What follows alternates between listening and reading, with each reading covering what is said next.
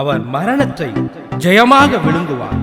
கர்த்தராகிய தேவன் எல்லா முகங்களிலும் இருந்து கண்ணீரை துடைத்து தமது ஜனத்தின் நிந்தையை பூமியில் இராதபடிக்கு முற்றிலும் நீக்கி விடுவார். கர்த்தரே இதை சொன்னார். மரண படுக்கையில் இருந்த எனக்கும் தேவன் ஜீவன் கொடுத்தார். அவருக்கே சகல துதியும் கனமும் மகிமையும் உண்டாகட்டும்.